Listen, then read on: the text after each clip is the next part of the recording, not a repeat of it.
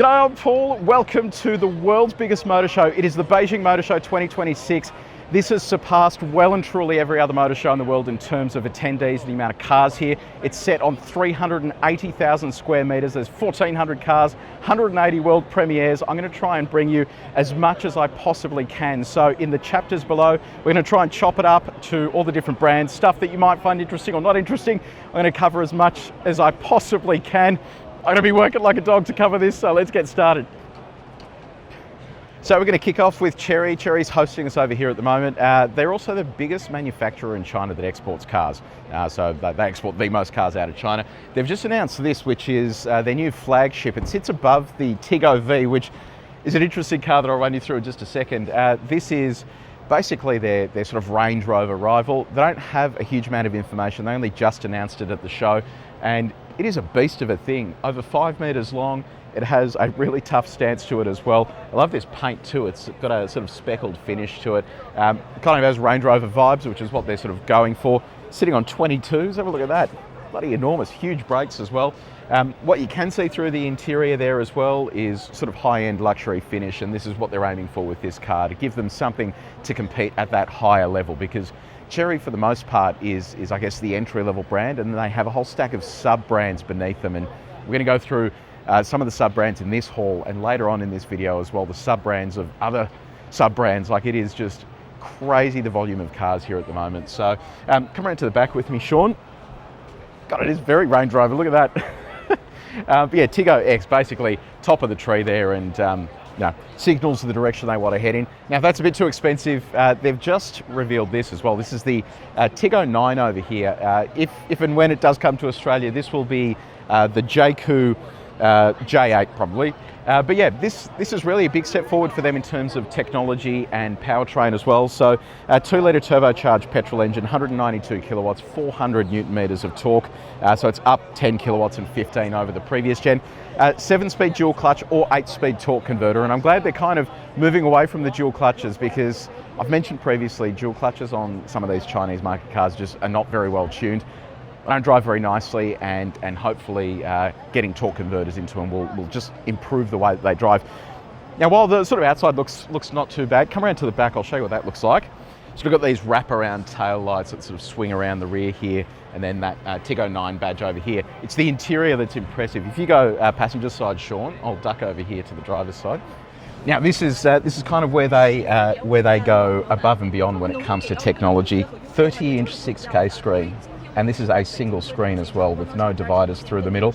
It uses a Qualcomm Snapdragon chip to give it the high-end sort of graphics that you're seeing here. It is seriously cool. For a car that is kind of just aimed at consumers and really not sort of high-end, this is a seriously impressive interior. It's bloody nice. All right, let's move on. This is already on sale in China. It is the updated Tiggo 8.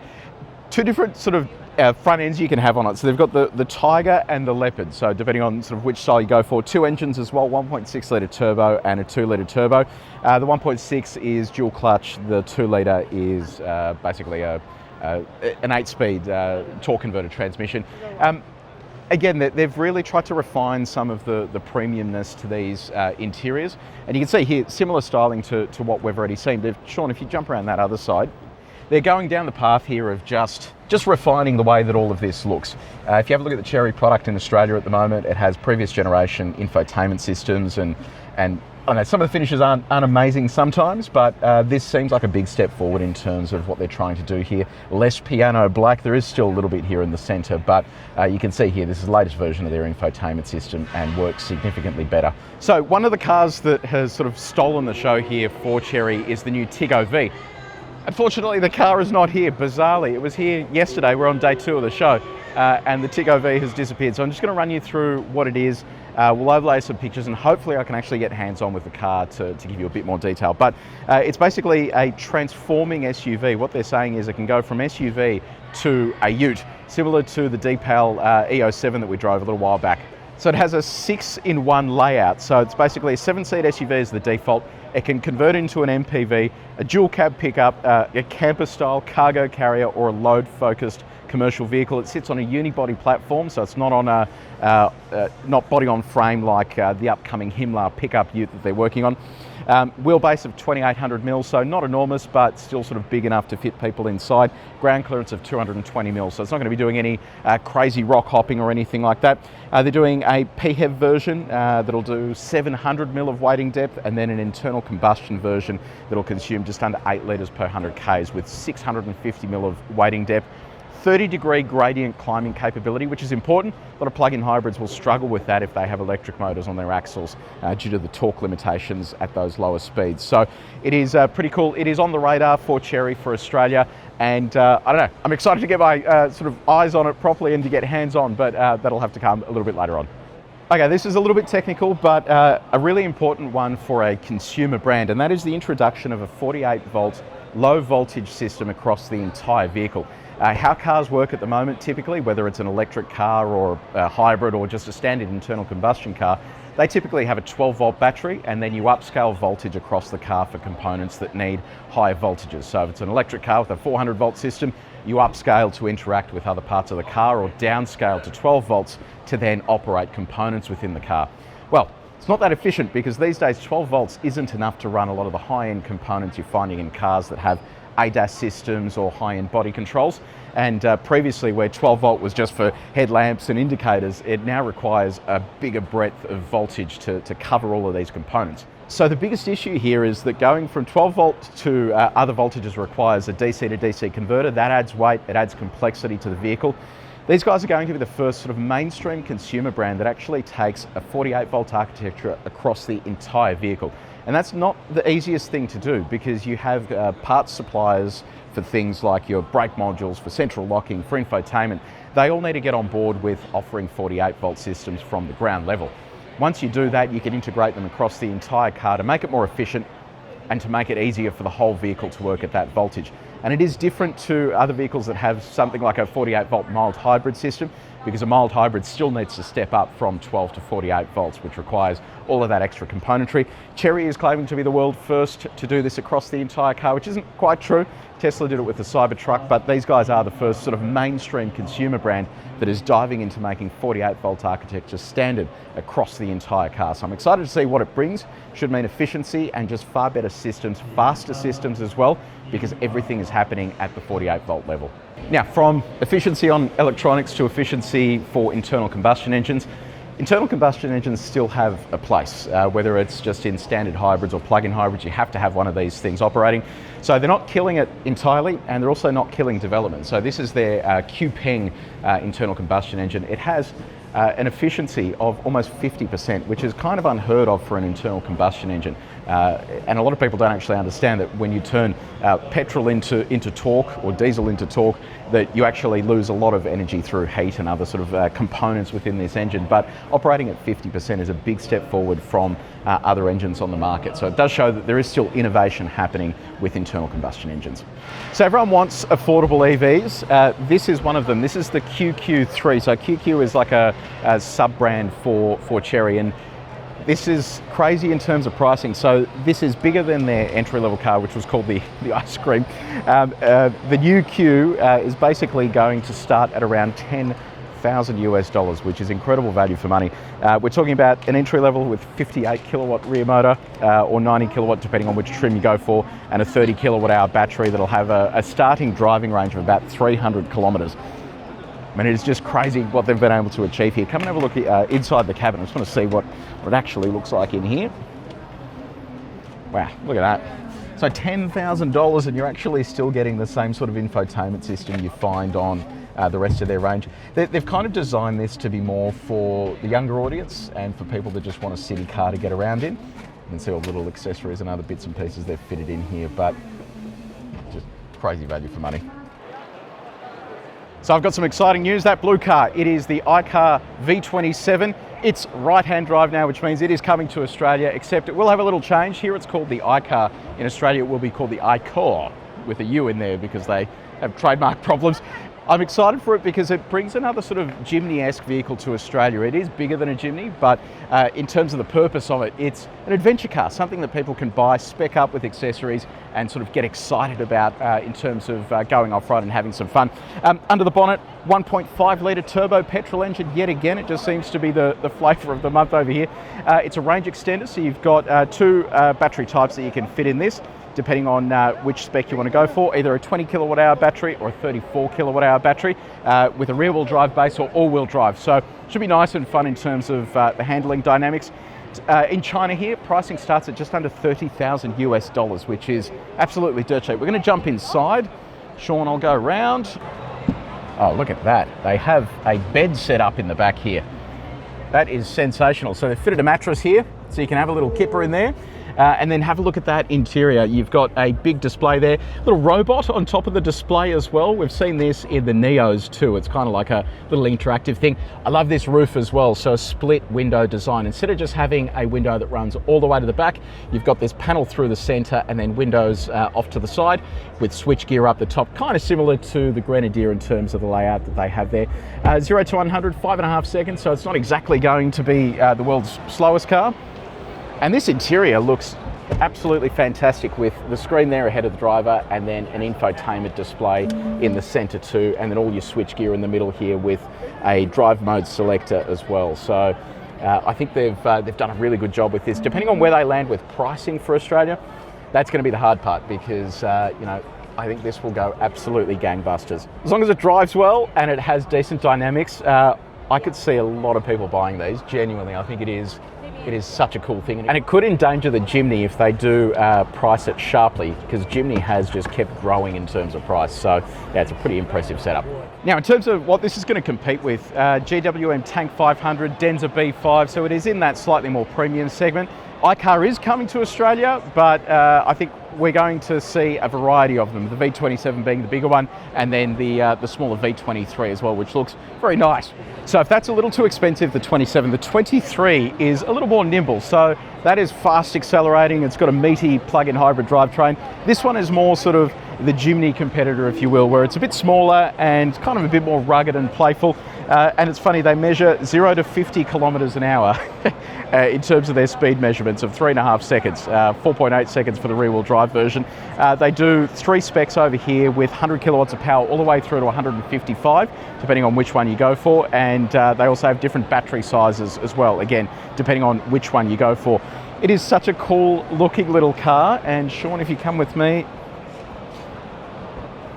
look at that interior. Again, if you have a think about some of the other competitors that are on the market now in this segment, pretty sort of decent looking thing. In terms of pricing, this starts at under $15,000 US here in China, which is just absurd value for money when you think about it. So yeah, we don't know exactly which of these specs are coming to Australia or how they're going to configure them, but hopefully they do bring the lot. And they also bring all of the accessories that come with them, because there are some really cool concept cars here on the stand at iCar as well. Fulwin is another sub-brand of Chery. It's like their consumer new energy brand. And I just spotted this. It is enormous. It's the T11. It looks sensational. So this is basically a plug-in hybrid, driving range of like over 1,500 kilometers. This uses that Xpeng high efficiency engine that I mentioned before, 1.5 litre turbocharged petrol, and then it's mated to 2 sets of batteries, either a 33 kilowatt hour battery for rear wheel drive or a 39 kilowatt hour battery for an all wheel drive setup with about that 1,400 k's of driving range. CDC active dampers and this enormous interior. Sean, come around here with me. Actually, let's have a look at the back first. Look at these wheels as well. Oh, very impressive. Got a bit of sort of brushed chrome there, the two-tone setup. It's a good looking thing. I'll crack open the passenger door so you can have a sticky beak in there. But yeah, this seems to be the trend at the moment with these screens. They are just enormous. Nice little bit of wood grain there as well. Oh, look at the sparkles on the carpet as well. Like that Shania Twain song, you're going to take your shoes off before you get in. What's that song, Sean? It's on your playlist? That don't impress me much. There you go. Fulwin. Do you want to see that in Australia? Yeah, anyway, let's move on. Okay, so just to make it a little more confusing, you have Exceed now as well. This is Chery's premium brand. So I mean, you've got some pretty crazy looking cars. There's 2 concept cars up here on the stand that were debuted at the end of last year. The EX7 though is, come and have a look. Let me just explain it to you. If you open that door, Sean, crack this open. Look at this. I mean, I just got to say that it is just insane what they're able to fit to these cars. So let's have a look here. We can watch some Bluey. See if it's actually real Bluey. Bluey in Chinese, there you go. I've got a daughter and I watch a lot of Bluey, and it is just funny to hear the different voices there. That's gold.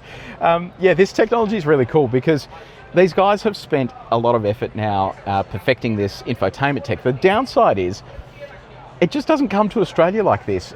We've now driven a few cars here in China where these infotainment systems have so many features, so many apps, and just so much cool stuff.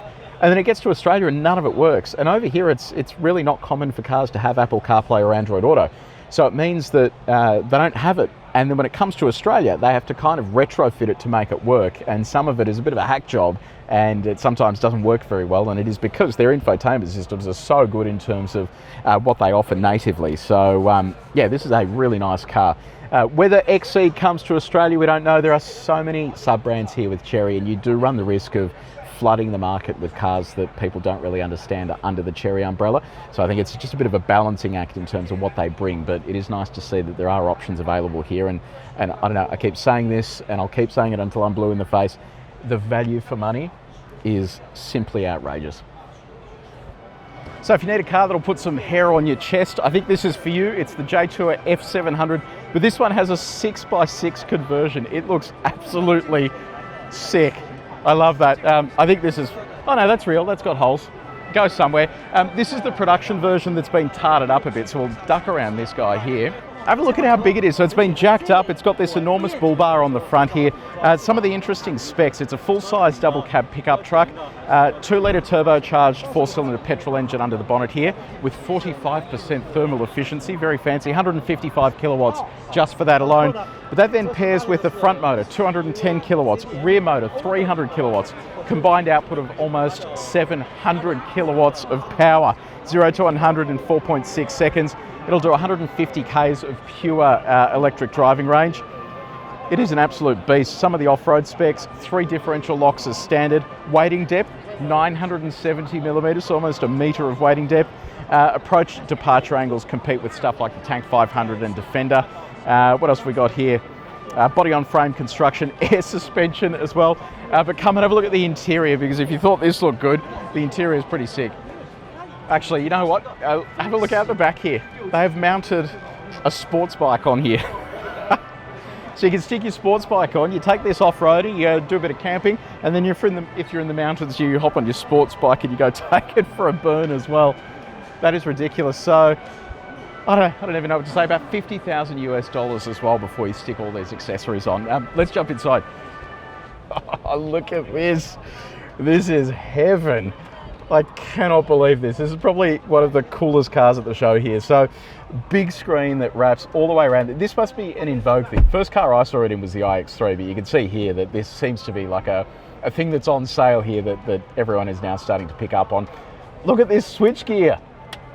That is sick. I guess that's turning on lights out the front there. Oh, that is unreal. Screen here, you've got CB. Yeah, this is fantastic. And the driving position, it genuinely feels like you are on top of a building here. It is sensational. Do you reckon we should get these in Australia? Look at that, front rear diff locks, low range, you've got a tank turn button, and then your ability to switch between EV and hybrid here too, with a pretty sort of standard infotainment system that all of these cars have. But yeah, so cool. Now, don't stress too much if a big pickup truck isn't your style. The G700 shares the same platform and has the same just ridiculously cool interior with that wraparound screen on the top there. Have a look at that. That's a camera as well. That is insane. So similar setup there with the switch gear in the middle. Yeah, we don't get Jetour in Australia, but I reckon this would do a little bit all right. Now, before we move on, this looks a bit familiar, doesn't it? From here onwards, that is GX all over. So Soueast is another Chery subsidiary. These guys are basically the more affordable arm. They're an export market car as well for Latin America, Middle East. They've just sort of revealed this. This is a rebadged Jetour. It's the S08 DM. It's a plug-in hybrid, length of just under 5 metres, 1.5 litre turbo petrol engine, just for something different. But even though it is sort of like a cut price car, you can see there with that interior, it still looks pretty decent. Combined system output of 265 kilowatts of power, 4.1 seconds to 100, about sort of 80 k's of driving range on electric alone, and then over 1,000 k's combined. 7-seater. You know, it just shows you with brands like Chery, they do one platform, and that one platform can then be used for countless things. And they're trying to reduce cost by trying to integrate everything onto smaller platforms to then just roll these brands out. It is a crazy strategy. You know, it used to just be Toyota Lexus, Hyundai Genesis, but now you've got Chery with, you know, 5 or 10 brands beneath it. It's just crazy stuff. Okay, so we're at the Aito stand now. Before I show you stuff about the cars, this is insane. See all of those people there with the phones? They're all live streaming, trying to sell these cars. So you can see here, this lady, she's live streaming information about the car, trying to get people to buy it. They must all get commission and stuff like that. It is insane. I've never seen anything like it. Yes, this is the world's biggest motor show, but this is on another level entirely. So over to Aito. This is the next generation M9. This is the most popular SUV in China, over 70 grand. This debuts, and this is actually at this show right now, probably the most technologically advanced vehicle too, because this brings with it the latest generation of Huawei's ADAS system. So we're talking about 896 line LiDAR. It has 6 LiDAR driver assistance systems. Have a look at these lights as well. You get different designs there on the back. It's absolute mayhem around here. Sean, come with me around here. Jump over to this side. The interior on these is pretty nuts as well. Although, I don't know, for such a technologically advanced car, all the separation there between the screens looks a little bit poxy. It's not sort of one continuous display. Mind you, on the other display car they had there, a projector screen drops down from the center and it gives you like this enormous screen to watch stuff on. You can see one of the LiDAR modules up the top there as well. So China's really leaning in heavily to all this ADAS functionality, and it shows you that, you know, they are spending big on autonomy and making these cars drive on their own, and you know, it is just nuts to see how much interest there is around this thing. So Nissan, it is a company under huge pressure globally and especially in Australia, but there is some light at the end of the tunnel, and we've already covered this. It's the Frontier Pro that was at the Shanghai Motor Show, but the good news is it is now confirmed for Australia. It is coming, and I'm excited for that because it is a pretty comprehensive vehicle here in terms of what they're offering. It is going to take it to things like the BYD Shark, which has proven to be extremely popular for the Australian market. As a reminder, 300 kilowatts of power, 800 newton meters of torque. It's a combined output of 320 kilowatts. So it uses 1.5 litre petrol engine, and then it basically does the standard formula where they stick a battery in it and then combine that power and torque output. 3.5 tonne brake towing capacity, driving range of 135 k's on the NEDC cycle, which is a pretty lenient cycle, but a combined driving range of over 1,000 kilometres.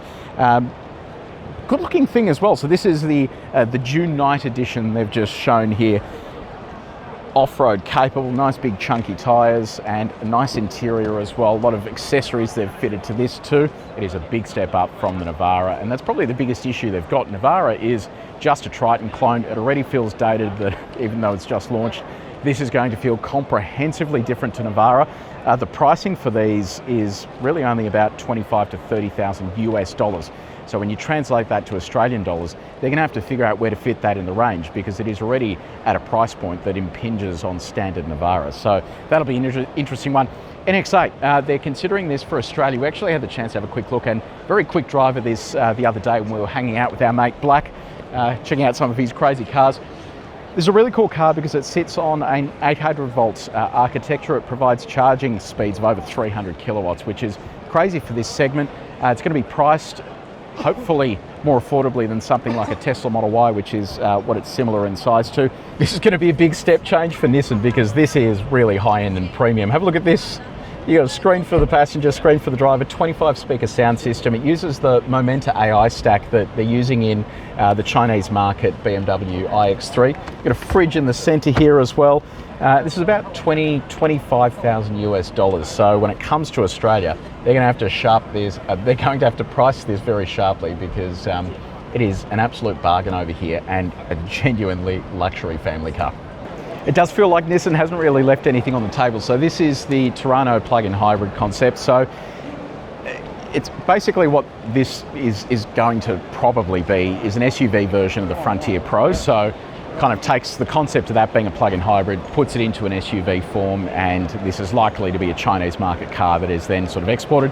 Different to the American Xterra, which they're working on at the moment as well. I think this will live as a Chinese market car while the Xterra will be American only. There's another concept on this side, so come with me, Sean. Now, on this side is the urban SUV plug-in hybrid. Difference here with this one is that it's kind of a youth-friendly version of the NX8, and that's what they're trying to target here. I reckon the design looks sensational. This is just a concept, but if you have a look at where they go with their concepts, typically they don't sort of veer too far off. If it looks like this is going to be yet another car that should sell really well for them, given the amount of spec and features they've been able to fit into the NX8. So we don't really know too much about this at the moment, but it is sort of targeted towards younger buyers, and just something a little bit different for Nissan than the same old boring stuff they've been doing for ages. So it is good to see that they're actually doing something here in Beijing.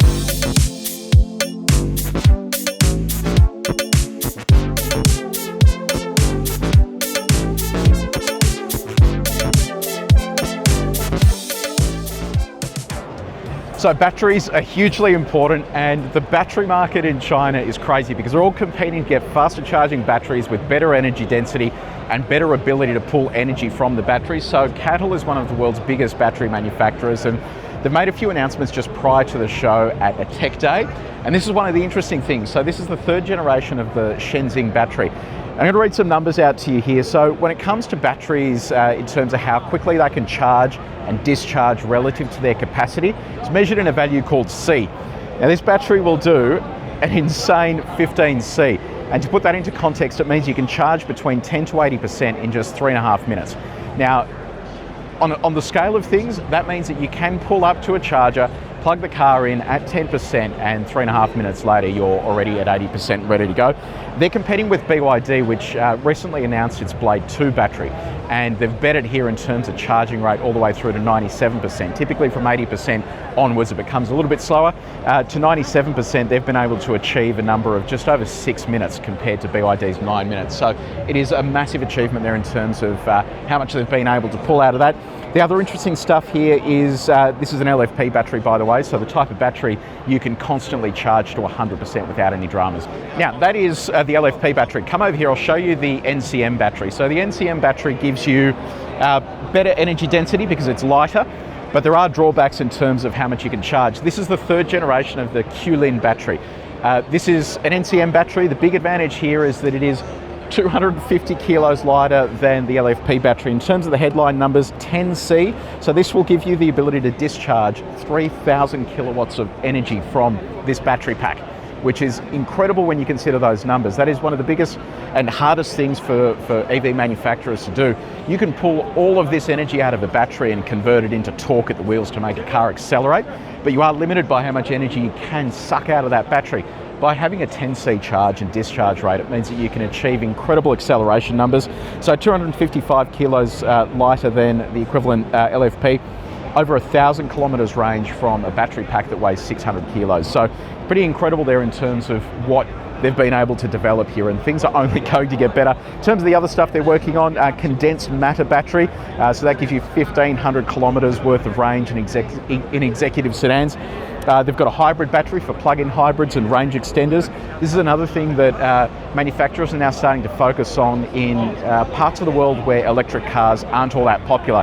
if plug-in hybrids are more popular, the more energy density you can get into a battery means you can get more driving range with the internal combustion engine doing the charging. They're talking about a battery that supports 500 kilometres worth of driving range that then couples with an internal combustion engine to give you virtually unlimited driving because you just keep fueling it up as you go. A Maextro sodium-ion battery, so that'll enter large-scale production at the end of the fourth quarter of 2026. So that targets extreme hot and cold environments and also storage as well.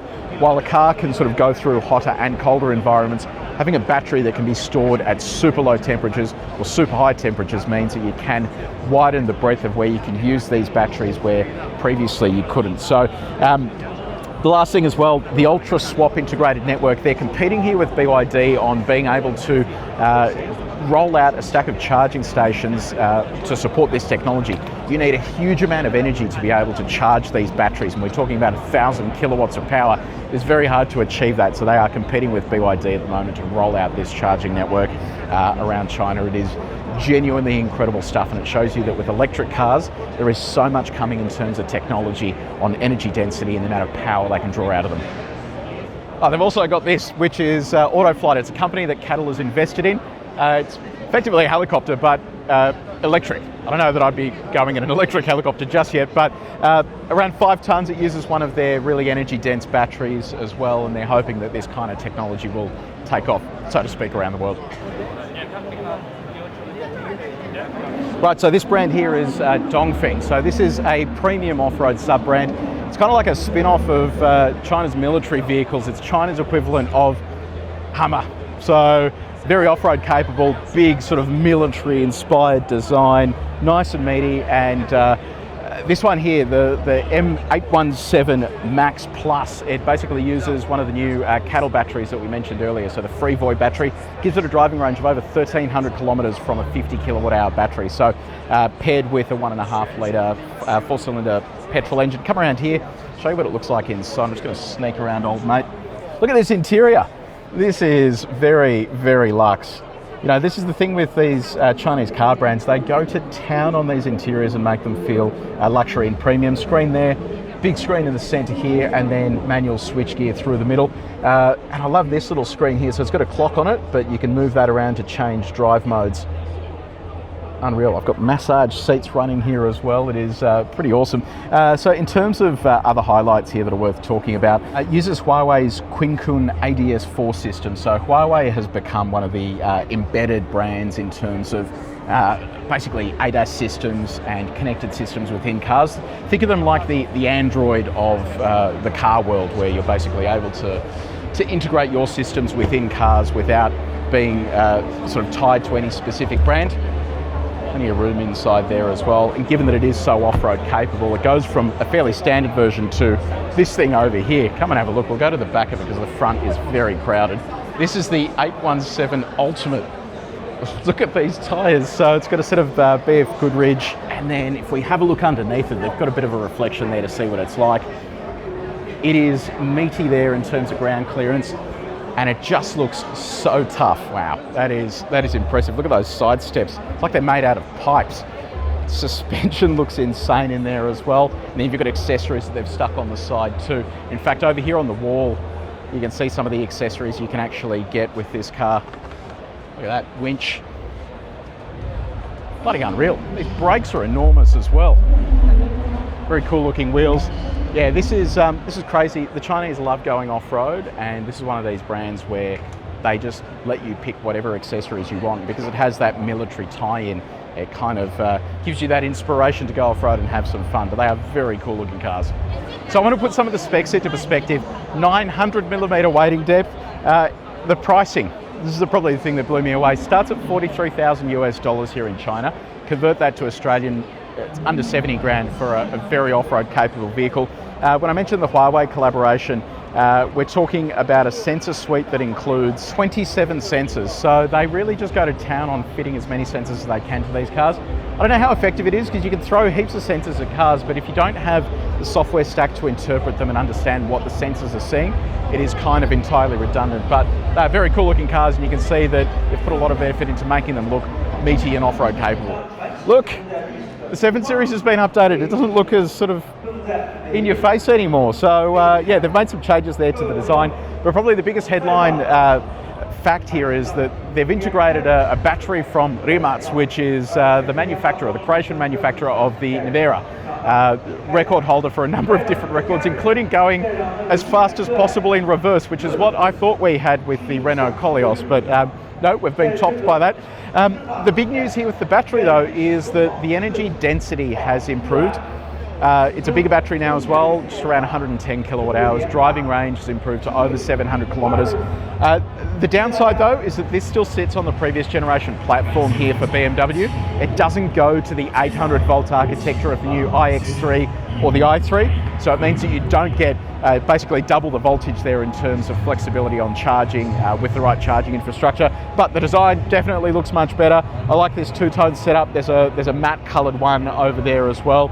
It just finally looks a bit more resolved with the headlight split that they've done there, and now with the better battery as well. So let's go check out the iX3 long wheelbase. Okay, so it's a bit hard to see, but up there is the iX3L.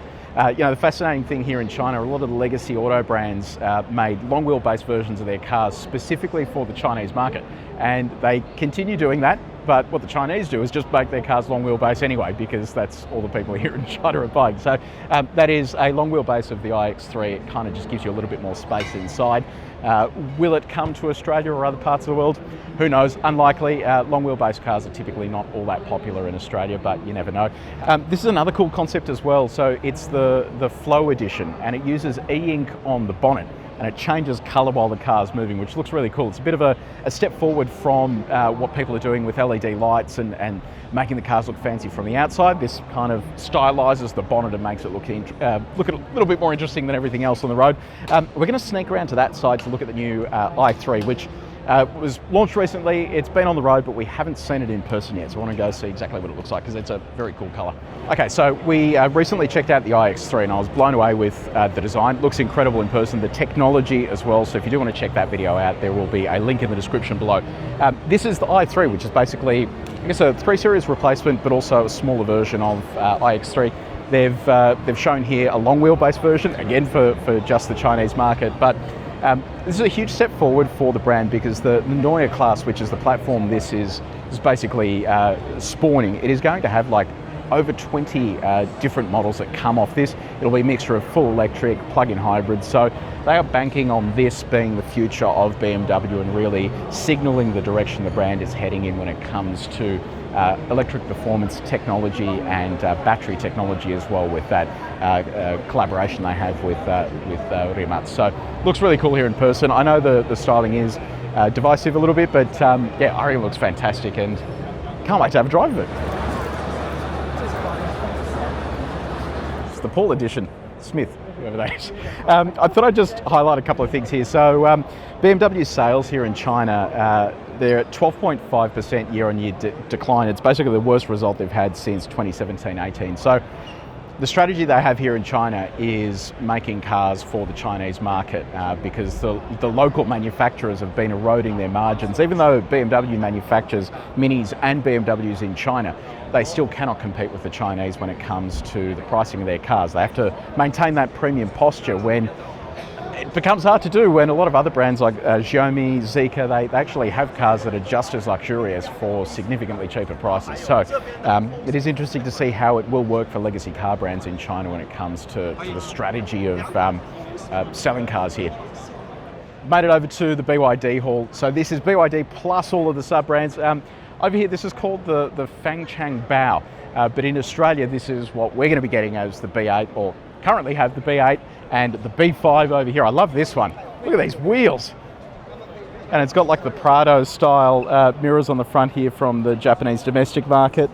These covers over here as well. Pretty cool looking thing. So as soon as we get back, we're going to be testing the B5 and the B8 as well. So pretty excited about that. I won't spend too much time here, given we'll go through a detailed review pretty soon. Let's jump over to BYD's main brand and I'll take you through some of the stuff there. BYD is in a big battle with CATL, the battery manufacturer, to roll out high intensity batteries with faster charging, more range, all that sort of stuff. But it's also still focusing on bringing out new models. This is confusingly, is the C-Line 8 SUV. So there's a C-Line 8 and then there's the C-Line 8 SUV. This is all blacked out, so I suspect this has a new interior or something that we aren't able to see yet, but this brings with it the Blade 2 battery with a rumoured driving range of over 1,000 kilometres on the Chinese cycle, which is pretty crazy when you think about it for a fully electric car. 1,000 Ks is kind of the mental hurdle a lot of people have when it comes to electric cars. To think that this has the second generation of this battery that will potentially get you that distance, I think is pretty cool. Also here they have the updated C-Line 5. Look at this orange colour. Very impressive. So this comes with flash charging tech, and I'm going to show you the flash charging section in just a second, but let me open this up to give you an idea of what it looks like inside. So standard fare, screen ahead of the driver, a big screen over here as well. Pretty nice looking interior. BYD's done great things in Australia. I think in fact last month they said they were going to have 30,000 cars coming to Australia because demand in electric cars and plug-in hybrid cars has gone through the roof with the cost of fuel. So we're going to see a whole lot more of these on the road, and I'm hoping that they have, I guess, the service network to support the rollout of these cars, because there's nothing worse than bringing a whole heap of these things onto the road and then having problems when you need to go get them fixed. So come with me, I want to show you BYD's flash charging setup. Flash charging, a lot of people think, oh, it's just BYD's version of supercharging, right? No, it is completely different. And here's a good example why. This is actually negative 30 degrees in there. That is freezing. What flash charging is, it basically takes the car and upscales it to 1,000 volts. So where a lot of competitors will run at 400 volts, 800 volts, they've been able to make the whole system work at 1,000 volts. Now that makes the whole charging and discharging process a whole lot more efficient. And then what that means is that when you're at 1,000 volts, you can basically just pump juice into the car, and that is where their second gen Blade batteries come in. Because they can accept 1,000 kilowatts of energy getting smashed into them, it allows the car to charge fast and it allows it to charge effectively as well. And then in addition to that, they're also storing energy on site. So when you go to a flash charging site, basically energy is stored in batteries, and it means that they can discharge from the batteries into your car and then top up the batteries for later use. This means you can deploy chargers to remote locations, have them solar charged so that when a car rocks up, it can charge at maximum pace through BYD's own batteries through their own cars at 1,000 kilowatts, which is pretty insane stuff, because rolling out 1,000 kilowatts of charging at remote locations like country towns is really hard to do. A standard home air conditioner runs at like 2 kilowatts. So imagine having to roll out a bank of 1,000 kilowatt chargers in remote areas. This type of technology allows them to do it. And what does that mean in terms of what a customer gets? So charging between 10 and 70% in under 4 minutes, 10 and 97% in under 9 minutes. And if you relate this to CATL, when we were over there, and I explained before the differences, these guys are in a fight with each other because CATL is currently leading the charge there in terms of charge rate and discharge rate. These guys are now playing catch up, and playing catch up from a pretty high vantage point to begin with. So while the Chinese car culture may not be super car culture, they do love customizing cars. Look at this furry thing. I think I'm allowed to touch it. It's very soft. One of my favorite car names, Yangwang. It's basically high-end luxury here in China. This is the U7, but I want to show you some more crazy stuff they've got. So the U9 is basically the hypercar that they've built. It is insanely fast. They've set some pretty gnarly records with it. But these things are interesting, the U8 and the U8L. So the U8L is like a high-end super luxury version of the U8, which is already like a super luxury car. So this just takes it to the next level. In terms of pricing, this, if it came to Australia, would be like a $500,000 car. It is properly expensive because they've just thrown lots of features at it. Quad motor setup, so it can actually do tank turns on the spot. Incredibly fast as well, with a whole suite of ADAS equipment. And here over with the U8, we duck around here. We actually just shot a video with our friend Black, who's from BitAuto, which is like the Chinese CarExpert. They've actually been testing one of these as a long-termer, and here in China they buy these cars and drive them endlessly. They actually hire people to drive them across the same road loops. They've done over 120,000 Ks in their U8 over the last 12 months and still going strong. We've shot a drag race as well with the U8 and the Zeekr 9X too, so that'll go live at some point in the future. Make sure you subscribe to the channel to check it out, but it is an absolute beast of a thing. It can even float. So in addition to doing the tank turns, it can float. It is properly sealed, and there's videos on the internet of this thing floating. It is absolutely crazy. Denza. So I've covered off the SUVs. Look at this. That is absolutely sensational. So the Z convertible, over 700 kilowatts of power. They claim it'll do 0 to 100 kilometers an hour in under 2 seconds as well. It is absolutely insane, and it looks so cool. So it's going to make its dynamic debut at the Goodwood Festival of Speed, which is an unreal event, by the way. This is their million-seller people mover, the D9. It's not exactly the prettiest thing in the world, but they've sold over 1 million of them. We'll have a little sticky beak inside and see what that looks like. More of these lights. I think they're to do with ADAS from memory, that colour. Oh, it's a nice looking interior. You've got a screen there to watch stuff. Big screen in the back as well. It is actually a sort of decent looking interior. Just the outside I think is just a bit meh. Yeah, not too bad. So Denza also has these very cool looking SUVs. So I keep saying that styling is subjective, but have a look at the wheels on this. And then have a look at the brakes. You can only just see them through here, but they are absolutely enormous. They start from here and then they go all the way down to here. So they are mammoth. So that's the N9. Looks bloody unreal, I reckon. But anyway, what would I know? Not exactly the last word on styling, but yeah, Denza, a big opportunity for us to get a stack more of these cars to Australia in addition to the B5 and the B8.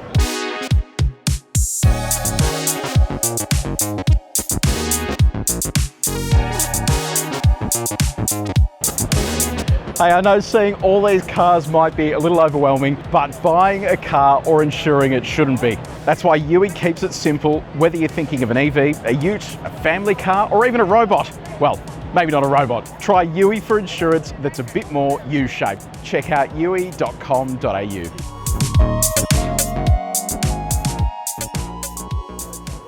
Now, Toyota. Bit of a ghost town, to be honest. Toyota and Lexus stand. There's no one around here, and I think it just shows you how much the market has declined here for Toyota, but they are leaning into China-only vehicles. Like this one here, it's the BZ7. It's just been released. It looks absolutely stunning. They've done such a good job there with the design. It looks really cool. So it sits on a really long wheelbase here as well. So we're talking about 3 metres, just over 3 metres, length of just over 5 metres, coefficient of drag 0.23. And then in terms of pricing, this starts at $20,000 US over here, which is pretty crazy. Have a look at the interior. Pretty schmick looking setup. So over 3,000 orders in the first hour. So there is still some interest in this sort of stuff. Drivetrains built by Huawei, not Toyota. It's got the Huawei Drive 1 single motor rear wheel drive, 200 kilowatts of power, and then it uses LFP batteries from CATL. So it's not a bad setup, but sort of nothing too crazy in terms of technology or advancements there. But a pretty neat looking car. And then Sean, have a look at the front, show everyone what it looks like. Very nice. And then come over here to this one. So this is the Camry, but not as we know it in Australia. Here for the Chinese market, this only gets a 2-litre hybrid, which Australia won't touch. We'll stay with the 2.5-litre, but visually it kind of appears the same. Still a popular car over here, but just a downsized engine compared to what we get. Geely, we have that in Australia. Unfortunately, we can't get on the stand at the moment, so I'm just going to run you through some of the highlights here from the show. They've opened pre-sales for a car called the Jingyao 7, so it's a mid-size plug-in hybrid. They've also unveiled intelligent hybrid tech, so it's a new hybrid system they unveiled just before the show. 2.2 litres per 100 k's, which is not too bad. Thermal efficiency of 48%, so it matches Chery's Kunpeng claim. In terms of the internal efficiency. So they're all striving as hard as they can to try and get one up on each other in terms of getting that number down, and also AI controlled energy management. You know, this is a company that's growing in Australia, one that kind of has annoying ADAS functions that they're slowly working on fixing, but for the most part they are pretty efficient in terms of what they deliver, and the quality inside the cabin is fantastic as well. Zeekr is becoming a massive player in the car space from China, and this is probably one of my favourites. It's the 9X. We actually just drove it recently. Depending on which spec you go for, you can have over 1,000 kilowatts of power, which is absolutely insane. So we'll overlay some footage from the drive that we did as well. But yeah, have a look at it. It is just an absolute beast of a thing. So it is like a Cullinan competitor in terms of the spec that it has available. Come with me over this side. Sorry, there's lots of people here, so we're just going to have to sneak around them all. Okay, so 8X, this has just been revealed as well. This is coming to Australia. This looks sensational too. So I think that Zeekr, in terms of design, when it comes to all of these Chinese car companies, they do a great job with it. And look at this interior too. Auto closing doors, what do you reckon? And look at that. Big screen there as well to play with for the passenger. The big thing with 8X as well is its plug-in hybrid range extender. It is just going to change the way that the game is played for Zeekr instead of just being full electric. Starting price here in China is around $50,000 US, so at the premium end. This is like an ultimate family car. The 9X is like an ultimate luxury car, and then we've got the 7X, which we've driven previously, and I'm a big fan of this. It's just such a nice car to drive. We've got a long-term, long-range version of this at the moment, and I've spent a fair bit of time in it now, and it is really cool. The performance version's quick. They have really just nailed every element of this to make sure that the experience is good. Actually, have a look at this one over here as well. Love this too, 007. We just drove this. This video is going to go live in a little bit of time. There's just a lot of stuff to edit. This thing's a beast too. The acceleration is mind-bending. Under 3 seconds, 0 to 100. Beautiful interior as well, and just a sensational looking car, especially in that color too. This is like the sort of the wagon version of it. So yeah, absolutely unreal. Okay, we are at the GWM stand. This thing is enormous. It goes like all the way down there. So I'm going to try and cover as much as I can. Look at this. This is the Tank 700. So this has just been updated. There's two versions of this. There's the High 4Z and the High 4T. High 4Z uses 2-litre turbocharged petrol engine, 185 kilowatts of power, and a combined 635 kilowatts. It is absolutely mental. I'd love for you to see it, but she's standing in the way there. Have a look at the body kit on this. It is like a G-Wagon clone. You've got a spoiler on the back there. This one has LiDAR, and Sean, if you come around the side here with me, it's got cameras all over the place. And you know the other thing I've noticed here, have a look at this. A whole stack of Chinese cars here at the show have this green LED highlight. I don't know exactly what it means. If you do know, let me know in the comments section. Update to the interior as well in terms of the design. So it has GWM's newest infotainment system. Have a look at what the LiDAR is picking up on the screen there as well. It's pretty crazy. You've got a screen that drops down as well in the back there. Give you a little bit of entertainment. And then have a look at this spoiler up the back as well. They've really just tried to model this off a G-Class, because if you look at it from the back here, the whole back end just looks G-Class in terms of the way they've got it set up, which is a good thing, because I reckon it looks absolutely tough. So the High 4T version of this, 385 kilowatts, 800 newton meters, 9-speed auto. They come paired with plug-in hybrid drivetrain, so you've got battery system that allows it to drive on fully electric, but then when you need that extra punch, it is giving you the kick in the back that it needs. Now, come over here with me. So, brand new one. This is big news because the Canon Ute is now going plug-in hybrid. So similar to Canon Alpha, you don't need to go mega now to get plug-in hybrid. This is the same size of vehicle as a Ford Ranger, Toyota Hilux, which previously didn't offer with a plug-in hybrid. It was just diesel only for the Australian market. They haven't told us what batteries fitted to it, but 2-litre turbocharged petrol engine. They're going to say, they have said rather, 3.5 tonne brake towing capacity, which exceeds the current limitation on the BYD Shark, which has also now just been updated anyway. But I like the interior. The interior has had a meaningful update. I don't know, the Canon was always fine, but this sort of looks a whole lot nicer now, a bit more premium, and they've gone to a bit more effort to make it, I don't know, just feel a bit more luxurious inside the cabin, which is, I guess, what the segment wants when you're spending this kind of money. Knowing the pricing they already charge for their cars, this should slot in really nicely and give them a decent competitor to something like the BYD Shark. So pretty impressive. There you go. Fits a burly bloke in it as well. So Huawei is a brand we don't get in Australia yet, but we think it's coming. We actually have reviewed a Huawei at the Proving Ground, and you can watch that video using the link in the description below. This is the V9X. Now this is important because this is the first car on the GWM1 platform. So this is going to be a platform that's shared across many different model ranges across the GWM family. So it's a really important one. This one, you know, it's a luxury car, which is why they sort of start the platform up there and then trickle it down. 2-litre turbocharged petrol engine, 175 kilowatts with 2 electric motors, 0 to 100 in around 4 seconds, 400 kilometres of pure electric range. That is pretty crazy, and 6C charging. So when we talk about C, that is the amount of energy you can discharge or sort of charge your battery with relative to its size. So a 6C charge rate is fantastic, especially for a sort of vehicle like this. That means adding 200 k's of range in about 5 minutes or so. Pre-sales opened the other day. Huawei brand is launching in Australia H2 2026, so we will potentially see this. We don't know pricing yet, but it's a pretty good looking car. And maybe if we duck over here, Sean, we'll have see if we can look inside the cabin. We can sneak a little look here, so we can crack that open. There we go. So another one of these with the two enormous screens, one for the passenger, one for the sort of main infotainment system and driver. Look at this, you've got a little window shade here just for half the window as well. That's pretty cool. Very luxury looking interior too. Let's have a quick look at the back seat. Ah, nice. Auto doors, you've got the little thing that pops out there as well. Big screen through the centre too. Yeah, bloody nice looking car. Now another one they have shown here as well, which I cannot for the life of me find.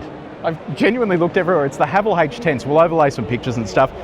800 volt architecture, 2 engine choices, 123 kilowatt 1.5 litre standard, or 175 kilowatt 2 litre, which pairs with a 42 kilowatt hour LFP battery with 180 kilometres of EV range, 5 or 6 seat layouts. GWM Australia is keen for it, but it isn't locked in yet, so it means might not ever come, but you never know.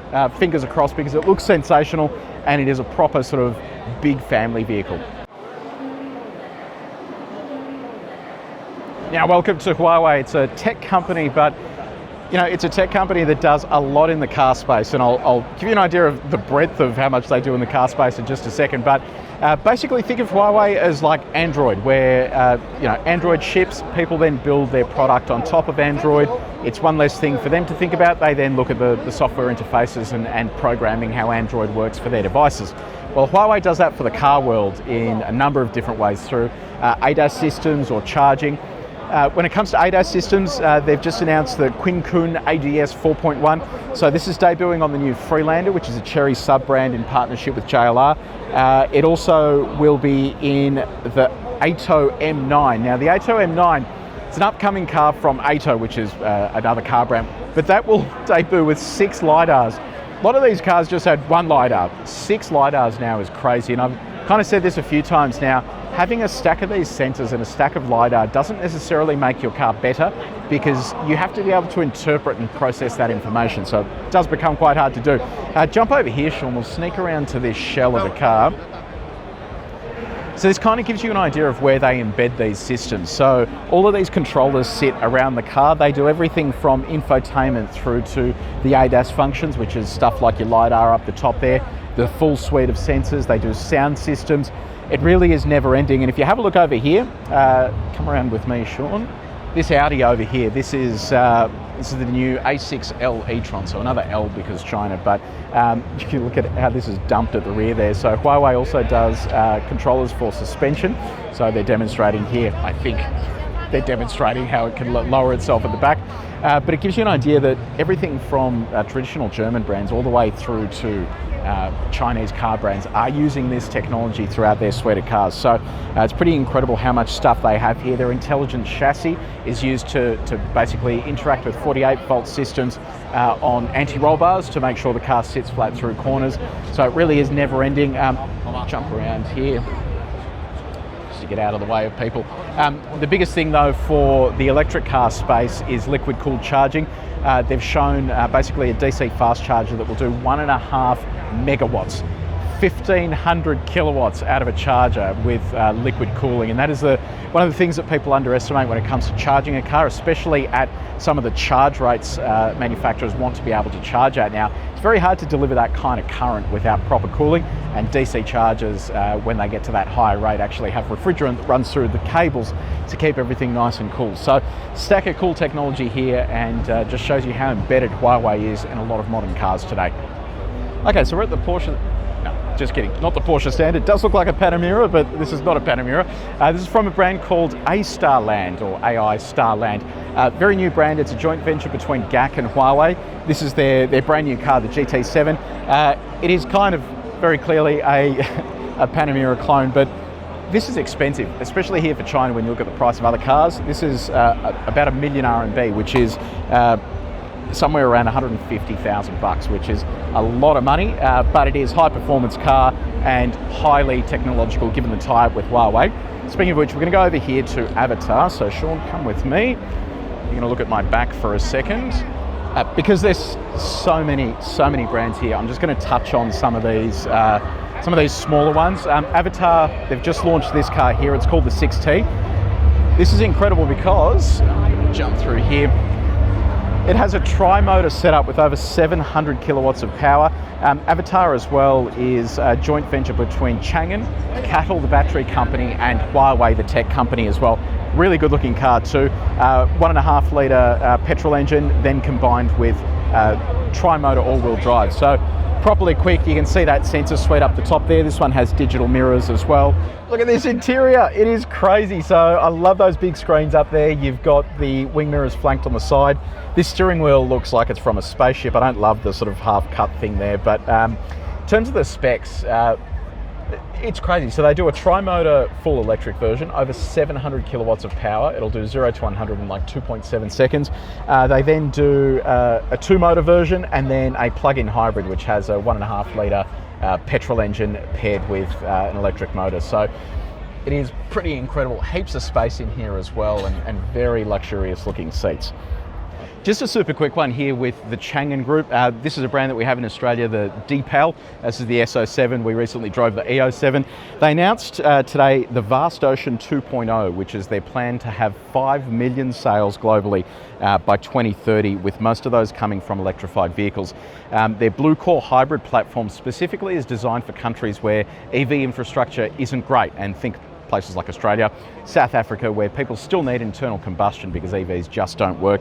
And one of the ways they're trying to sort of roll that out is with a lifetime warranty on hybrid components. But there's a catch, there's always a catch, only for the first owner. But anyway, I think it is people thinking forward, trying to create these hybrids that will actually last a long time. And if you look at Toyota, their Toyota hybrids last ages. They really are impossible to kill. So an interesting car, but in Australia, I hate all of the ADAS stuff. It is painfully bad in these and something they desperately need to work on. So you may know Dreame as a company that makes robot vacuums and home appliances. Well, they're about to make something that will blow your mind, because I had to reread this a few times.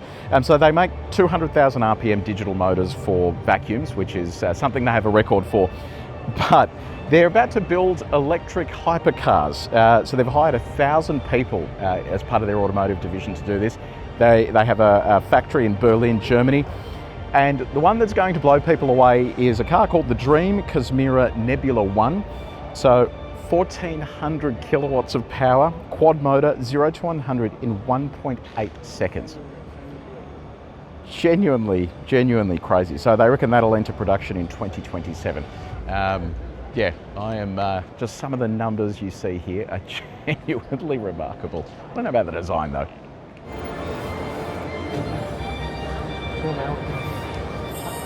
So Lynk & Co, 51% owned by Zeekr. We covered this stuff at the Shanghai Motor Show last time, so check out that video. We're just so short on time today. I'm trying to be as selective as I can. So let's move over here to Volkswagen. Come with me, Sean.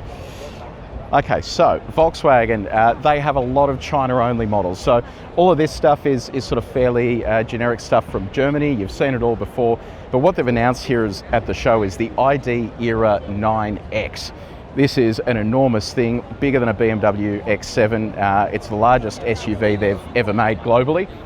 Okay, I promise we will do jump cuts here so you guys don't have to. So have a look at some of these cars. Stuff you've never seen before. ID Aura, so ID being electric. The big news with the ID Era 9X, which is this car over here, it's basically an E-Rev, which is an extended range electric vehicle. Length of this is 5.2 meters. It is absolutely enormous, and big wheels there as well. 1.5 litre turbocharged petrol generator with over 100 kilowatts. And then if you go to the top trim, you've got an all-wheel drive dual motor, 380 kilowatts, just under 6 seconds to 100. Rear wheel steering, you know, look at that interior as well. Pretty impressive, and I mean, just looks completely different to other Volkswagen products. Yeah, I don't know, it's crazy. I hope some of this stuff comes to Australia. I know it's China only, but yeah, this is impressive. Have a look at this. Oh, that is sick. There you go. Wow. I don't know how if that will get picked up on camera, but that is unreal. I don't even know how that works. Wow. Oh, so cool. There you go. Volkswagen, innovating, finally. So this is the new S-Class. We're at the Mercedes-Benz stand if you hadn't picked it. I gotta say, I'm just a bit disappointed with this thing. It just looks the exact same as the last one. They kind of have just updated it a little bit, but they've dropped the ball massively in terms of their car designs and just the amount of interest around their brand. So anyway, they've got 40 new models globally launching. So they are really going to town on pushing this stuff out. 7 of those are going to be China-only cars. And if you come around to the back with me, I thought that was the new C-Class over here, but it's just another S-Class. So let me know what you reckon about the new C-Class design. It was literally unveiled yesterday or the day before. I don't know. Styling is entirely subjective. I don't love it, but you know, being a Benz, it's going to have heaps of features. It's going to have heaps of safety, which is important, and I think the EV technology will be good as well. Which brings me over to this. So GLC, this is the electric version, Chinese market, which means long wheelbase. There's over 900 little LED elements here in the grille, which is absolutely insane. And depending on which spec you go for, we're talking about a battery of just under 100 kilowatt hours. You also have different drivetrain options there as well. And of course, they'll probably end up doing an AMG version too. But, you know, just kind of looks, yeah, just a bit generic. So while the sort of outside's a bit generic, it is quite nice in here. That screen is enormous. It literally goes from that side all the way over to that side. This was previously reserved for the higher end Benzes. We've seen it now in the new C-Class. They've rolled it out here in the GLC. That is an enormous screen. Absolutely enormous. It is, yeah, I don't know. Sean was saying before, you get like 4 demerit points or something if you play with your phone while you're driving. Yet you can have a 20 or 30 inch display ahead of you, and it's not dramas at all. Now let's talk about this brand here, SAIC. So SAIC basically is Chinese state government owned. They also own a number of different brands. So they have MG, Roewe, which we'll have a look at in just a second, Maxus, IM Motors, and they've got JVs with Volkswagen, GM, Audi, plus the Huawei partners Xingji brand, which is just crazy how much stuff there is actually here. So we're going to stroll through here because I just thought I'd give you a little look here at the variety. In terms of the volume of this brand, they sell like 4.5 million cars a year. Australia's car market is about 1.1 million cars a year. So the fact that they sell 4 times the Australian car market just in one brand is pretty crazy. Overall, Chinese car market in terms of manufacturing is a little over 30 million.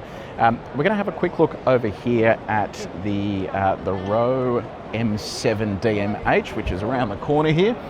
Going to whip around all these people. So we don't get the Roewe brand in Australia. They've got the 7 concept up on the stand there, which looks very nice.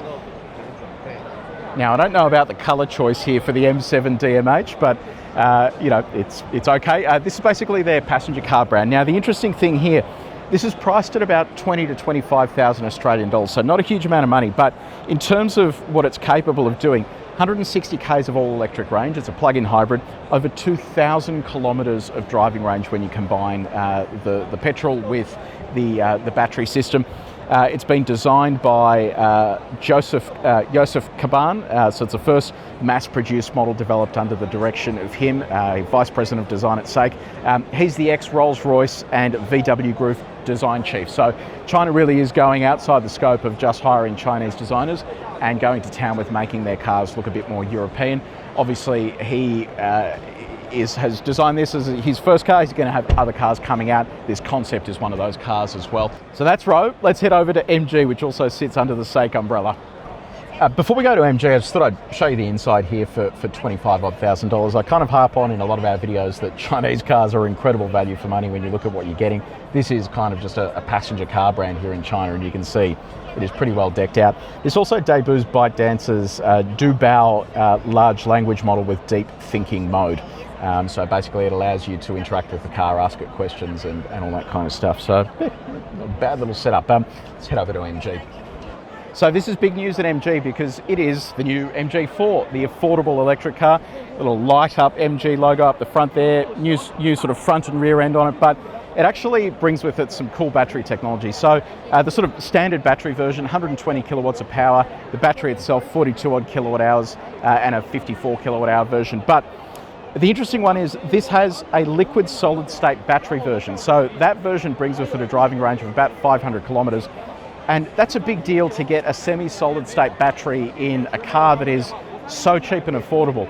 It really shows you that battery technology is evolving and bringing itself to the masses, which previously you would isolate this type of battery technology to the very expensive cars and leave it for the cheaper ones later, but they really are trying to shoehorn that battery tech into mass production and to bring it into cars like this.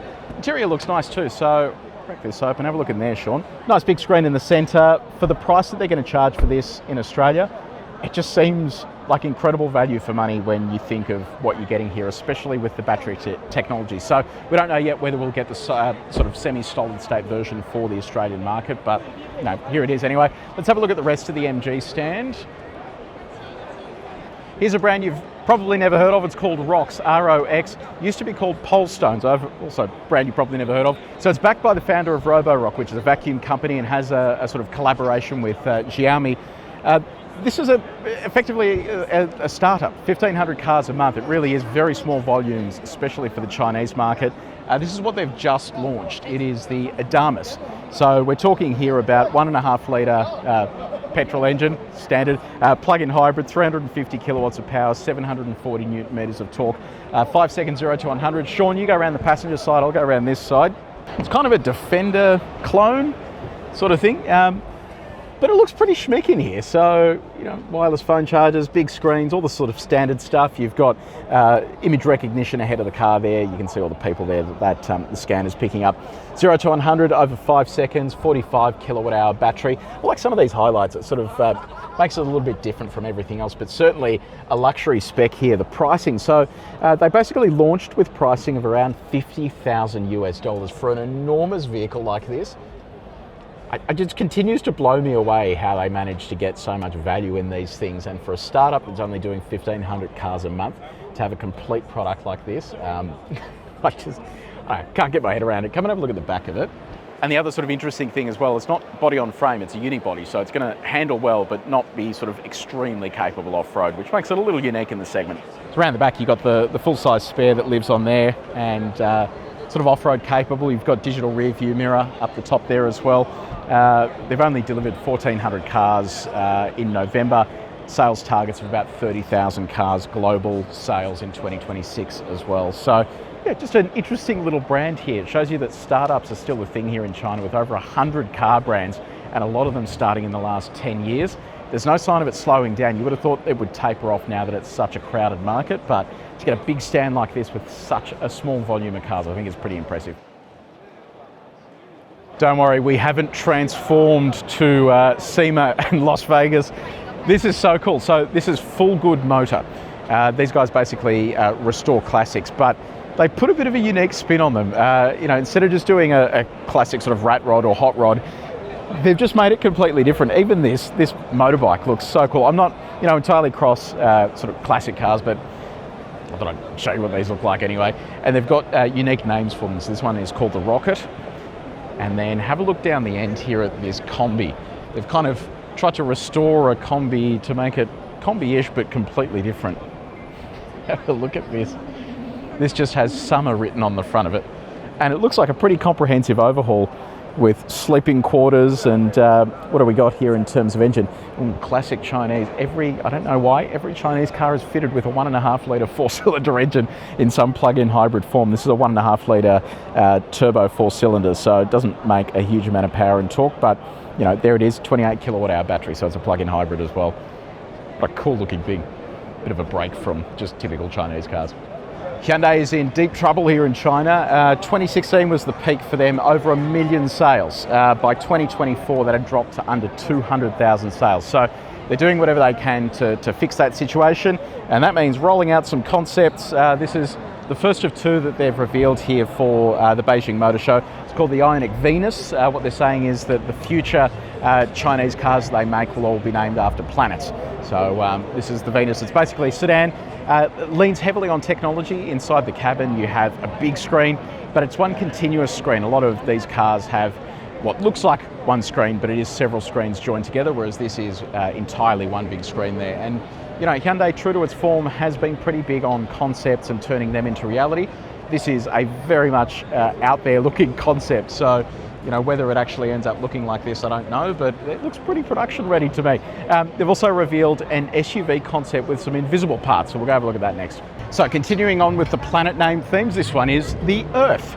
And what a cool looking concept car. So I mentioned before that, you know, concept cars often kind of just blend into what reality is, but this one is definitely a concept vehicle, and it's good to see a return to concept cars. Here at the Chinese shows, they're very rare that you actually see a concept car. They just roll straight into production, whereas this is definitely a concept for the future. So what you're seeing there with those seats, they're called air hug seats. They're basically inflatable pockets. So you sit in them and then they hug around your body. The panels over here can sort of change in terms of transparency. The interior theme is called Small Earth, with the hero feature being the air hug seats, sort of a different take on comfortable seats. They've got what they're calling shy tech elements, which is interfaces that are hidden until needed. It's not really a huge amount of detail there, but I suspect it's stuff like glove boxes and other sort of bits and pieces littered throughout the cabin, and mood lighting casts shadows that are reminiscent of forest canopies. One of the stories that a lot of people don't know about Chinese brands is that when a legacy car brand, or it used to be this way, when a legacy car brand wanted to come to China, they had to have what's called a joint venture, where you sort of partner up with a Chinese car company. Well, a lot of those Chinese car companies have now gone, well, you know what, we'll just manufacture our own cars as well. And that's what BAIC has done, BAIC. They're basically a state-owned car company. They've now launched some of their own car brands, including Stellato, which is like a luxury arm of their brand, like S-Class sort of picture stuff like that. That is only low volumes, but we are sort of starting to see some of that stuff around Beijing. About 6,000 units, over 1,300 kilometres of range, 6 litres per 100k, so very efficient stuff. Then you have Arcfox. We've seen heaps of these on the road, so that is their EV brand. And they have the hero model called the Alpha S5 sedan, and then also the Wendao V9, which is the new flagship SUV. They've also got some pretty incredible looking concept cars at their stand too. Then they have Beijing Off-Road, so it's basically a boxy Wrangler style SUV with a range extender, sort of think GWM Tank 300 sort of thing.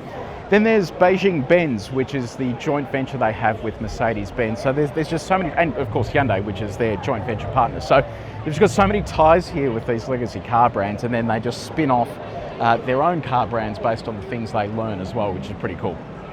Now, Xpeng has run into a couple of issues in Australia. They've gone into administration because the importer, I don't know what's going on there, but anyway, they're in administration now, but I think Xpeng is going to take over from a sort of global company standpoint instead. They've got a range of interesting cars, but I want to show you something even more interesting right up the back here. So Xpeng is the only, actually have a look at this, look at the X9. I've seen a few of these on the road. It is like an absolute spaceship. Seriously insane. Come around the back here with me, Sean. So Xpeng is the only Chinese car company that designs its own chips. So the Turing AI chipset is basically an integration of all the controls, and it means that they have control over the stack and vertical integration. Vertical integration is it's a bit of a tricky thing that Volvo has tried but not really done all that well. It's where you stop using parts and components from different tiers of suppliers, because if you ever need to update anything or change anything, you're reliant upon them to basically make the changes that you need and integrate them into your platform. When you do vertical integration and you manage it all yourself, you're able to take control of changes, make them quicker, and then also ensure that everything happens to the schedule that you want it to happen to. So basically the actual chipset here handles things like your autonomous driving and the rest of the car's functions. It just means that these guys have an edge over some of their competitors that are still going to the market and getting this stuff off the shelf or from different tiers of suppliers. So yeah, it's a different approach, and hopefully it works out for them, especially in Australia where we still don't know what the outcome is of this whole administration thing. Okay, so NIO, this is probably one of my favourite brands that hasn't come to Australia yet, because not only do they have some incredible car designs, they have some cool technology that makes owning an electric vehicle much easier. So I'll run through some of the car designs in a second, but let me explain the tech. So Unlike a lot of electric cars where you have to just charge them and you have a battery for life, with these you can charge them because they are electric, but you also can swap the batteries. So it means that you pull into a battery swapping station, which they have stacks of here around Beijing. You pull in and then a couple of minutes later you basically have a new battery that is charged. The car autonomously parks itself in position to pull the battery out. And the purchase proposition is interesting too. You can either buy the car and own the battery, or you can lease the battery. And the way that it works is you buy the vehicle, lease the battery for a lower price, so $5,000 or $10,000, $15,000 less. But it also means that you can then get a bigger battery later for longer trips. So if you lease a small battery, you want to go on a longer distance trip, you can then basically pay extra or go and get that bigger battery to do your long distance trip, because it's just getting swapped into the car. So a couple of different ownership propositions there that make, you know, owning something like this different. And come with me over here, we'll just have a look at some of the designs of these things. But one that stood out to me was this one over here, the ET5T, which is basically a touring version, because you can't even see it because there's so many people around there watching the dancing car over here.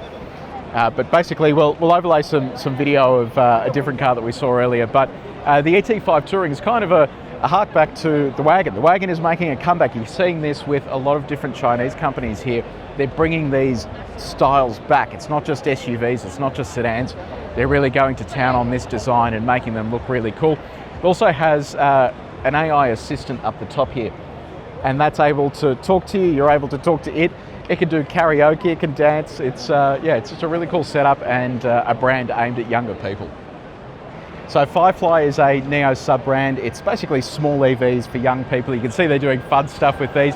Peak outputs of like 120 kilowatts, and you know, just designed for younger people. And then if we come down here, this is Onvo, which is family focused. Sorry ladies, I'm just going to squeeze past.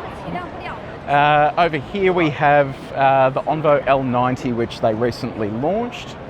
Duck around to the front here. Have a look at this frunk. That is unreal. So again, family focused here. Fun fact, this is the world's first 5 nanometer auto grade driving chip. Whatever that means. I think it is just further pushing into the fact that these guys are heavily tech focused. This Neo stand is insane. It goes all the way down. It is jam-packed with people. Neo is incredibly popular in China, so hopefully one day we can see it in Australia. So if you thought some of the Chinese cars were a little bit gaudy, have a look at this. That I thought was a Cullinan, but it's actually a Zeekr 9X, and they have gone to town on that thing. Anyway, that's Mansory for you. Over here we've got Leap Motor. I'm not really going to touch too much on that. This side is interesting. So HEMA is like the umbrella brand for all of Huawei's partnerships, and this stand is enormous. Huawei has gone from just being a sort of electronics manufacturer to having deep embedding within car brands, the ADAS systems, the chassis controls, the safety controls. It is truly remarkable, and it stretches all the way down there. So in terms of the brands that they cover, we're talking about Aito, Luxeed, Stellato, Maextro, which is down the end there, and Shangji. But that is just the sort of umbrella brands. They then have embeddings with a stack of other car brands as well. So zero relevance to Australia, but I had to stop here because these things look absolutely stunning. So this brand is called Maextro, and it is the most premium brand under that HEMA alliance. It is just something else. I love those wheels, and I love the sort of star-speckled headlights there as well. Just a very impressive car. So in terms of specs here, length, almost 5.5 metres long, wheelbase 3.37 metres. That is enormous. You've got two different vehicles, a battery electric one, which is 390 kilowatt dual motor, 95 kilowatt hour battery, 0 to 100 in a little over 4 seconds. And then you have the E-Rev, which is tri-motor, 635 kilowatts. So the numbers here are insane. And that'll do over 1,300 k's of driving range, 4.5 seconds, 0 to 100. 800 volt charging architecture, 6C charging as well. Now let's talk pricing, $100,000 US, so a big old chunk of change. Inside you've got a 76-inch head-up display, 43 speakers sound system. Yeah, very impressive. So Volvo has just taken the wraps off the ES90. Well, it's here in China now, but this is their first car on an 800 volt architecture. Now that's big news because it means much faster charging, 350 kilowatt peak. This has a driving range of almost 700 kilometers on the WLTP cycle. That's going to translate over to this car as well, the EX90, which we've driven previously, and I'm a really big fan of. I don't know, it is just such a beast of a thing with an incredible sound system as well. So look at the top there as well. They've dropped the LiDAR, and the LiDAR's gone because the company they were buying it from basically went out of business, so they've dropped it entirely. And I think it's probably a good thing because Volvo has gone with vertical integration, and that means they're trying to control their entire stack from hardware to software. And if you have a LiDAR manufacturer that can't support you, and you also can't do the technology that you need for LiDAR properly, it is worth just getting rid of it entirely. So that is what it looks like without the LiDAR bubble on the top of the EX90. We're at the Ford stand. This is teeny tiny here. It's actually shrunk massively compared to Shanghai where we were recently. And there really isn't a great deal here. Probably the most standout thing is going to be the Ford Bronco New Energy, which is coming to Australia. We're going to have a video on that very soon that'll give you all the details, but that is probably the biggest news for Ford. This is interesting though, the Ranger. It's actually made here in China, different setup to the Australian market, and because we've run out of time, I'm not going to be able to cover this in detail right now. What I will direct you to though is our Shanghai video where we went into detail on this and the changes to the Australian market, a lot of which I reckon we should be getting for the Ranger. So we're going to leave a link in the description below to the Shanghai Motor Show video where we covered this off.